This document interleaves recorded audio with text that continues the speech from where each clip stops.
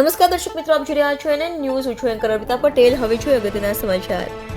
પૂર્વ કચ્છ ગાંધીધામમાં ગાંધીધામ તથા આદિપુર યુનિટના જવાનો દ્વારા 6 ડિસેમ્બર હોમગાર્ડ સ્થાપના દિવસની ઉજવણી કરવામાં આવી. જેમાં સવારે ગાંધી માર્કેટમાં સ્વચ્છતા અભિયાન અંતર્ગત રાષ્ટ્રપિતા મહાત્મા ગાંધીની પ્રતિમાની સાફ સફાઈ કરી, માલ્યાર્પણ કરી, ઝંડા ચોકથી પરત ગાંધી માર્કેટ સુધી માર્ચ પોસ્ટ કરી, પછી અહીંયાથી બાઇક રેલી કાઢી ગુરુકુળમાં બાબા સાહેબની પ્રતિમાને ફુલહાર કરી ત્યાં બાઇક રેલી પૂર્ણ કરી સાંજે જિલ્લા કચેરીએ હોમગાર્ડ પરિવાર સ્નેહ મિલનનું આયોજન કરવામાં આવ્યું હતું.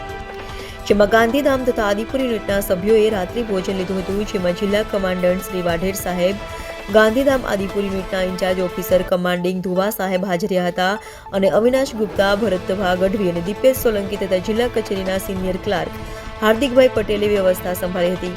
આસિફ કુરેશી, સિકંદર લુહાર, વનરાજસિંહ વગેરે હોમગાર્ડ સભ્યોએ સહયોગ આપ્યો હતો. NN news Kutch. દર્શક મિત્રો, એનએન ન્યૂઝને લાઇક, શેર, સબસ્ક્રાઇબ કરો, બેલ આઇકન પ્રેસ કરો જેથી આપને નોટિફિકેશન્સ મળતી રહે.